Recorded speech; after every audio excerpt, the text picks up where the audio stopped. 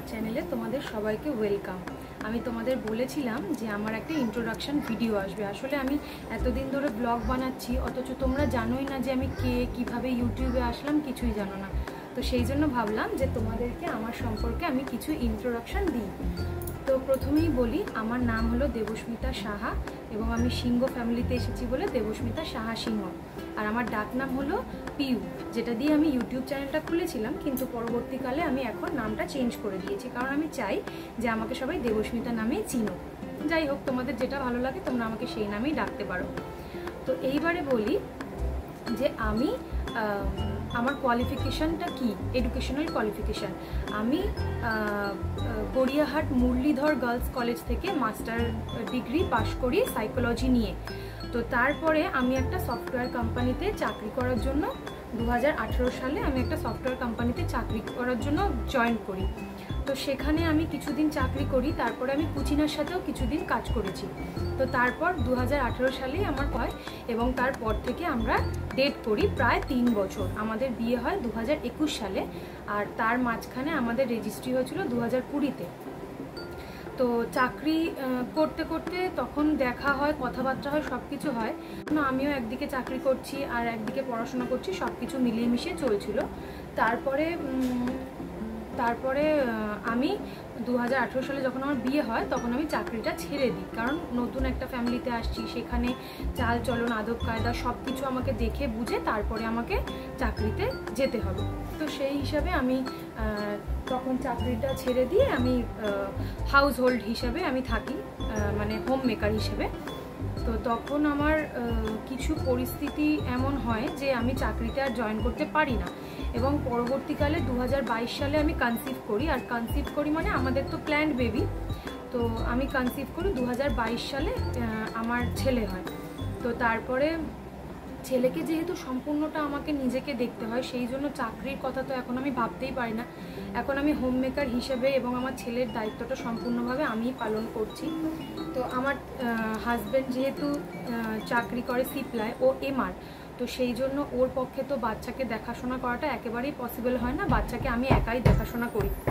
তো যেহেতু ও এমআর আর ওর তো বেরোনো আসা কোনো ঠিক থাকে না, ও কাজে ভীষণই বিজি থাকে, তো সেই জন্য ছেলেকে একাই আমাকে দেখাশোনা করতে হয়। আমার শাশুড়ি মা অনেকটাই বয়স হয়েছে, ফলে তার কাছে রেখে তো আমি কাজ করতে পারবো না।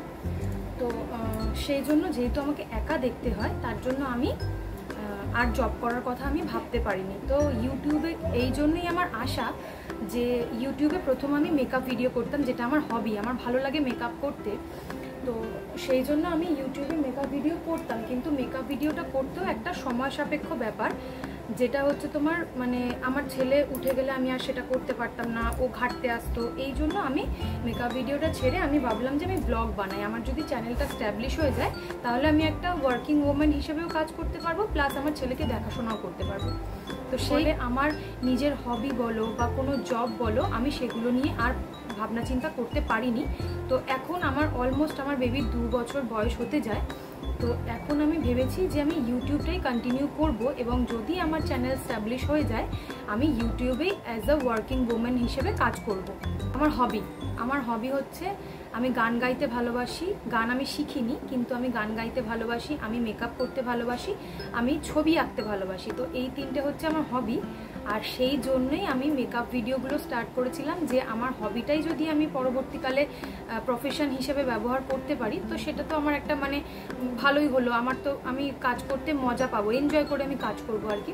তো সেটা কোনোভাবে সম্ভব হয়নি। আমার ছেলে যখন আরেকটু বড় হয়ে যাবে আমি চেষ্টা করব যে মেকআপ ভিডিওগুলো করার। এখন আপাতত তো সেসব কিছু ভাবছি না, এখন আমি এই চ্যানেলটা শুরু করেছি, ফলে এই চ্যানেলটাই এখন গ্রো করার চেষ্টা করছি। আচ্ছা, তোমাদের একটা জিনিস বলার, যে আমার ভিডিওগুলো তোমাদের কীরকম লাগছে, তোমরা একটু রেসপন্স করো, একটু কমেন্ট করে জানাও যে আমার ভিডিওগুলো তোমাদের কীরকম লাগছে, কীরকম টাইপের ভিডিও তোমরা দেখতে চাইছো। আমি বেবিকে নিয়েও কিছু ইনফরমেশনাল ভিডিও বানাই, যেগুলো তোমাদেরকে আমি পোস্ট করে দেবো, যেগুলো আমি শিখেছি আর কি আমার বেবি হওয়ার পর থেকে আস্তে আস্তে যেগুলো আমি শিখেছি, তো সেগুলো আমি পোস্ট করব আস্তে আস্তে। তোমরা যদি বলো যে হ্যাঁ তোমরা দেখতে চাও, জানতে চাও, আমি যেগুলো জানি সেগুলোই আমি তোমাদের সাথে শেয়ার করার চেষ্টা করব। আর তোমাদের যদি আমার সম্পর্কে আরও কোনো কোয়েশ্চেন থাকে তোমরা সেটা করতে পারো, আমি সেটা রিপ্লাই করব। আর একটা জিনিস আমি বলে দিই, আমার যেটা ইচ্ছে আছে যে 500 সাবস্ক্রাইবার যেদিনকারে আমার হয়ে যাবে, আমি সেই দিনকারে তোমাদের সাথে লাইভে এসে কথাবার্তা বলবো, গল্প করব, আড্ডা মারবো। আমার বাবা মা ঠাম্মা আমি আমার ভাই আমরা 5 জন ফ্যামিলিতে।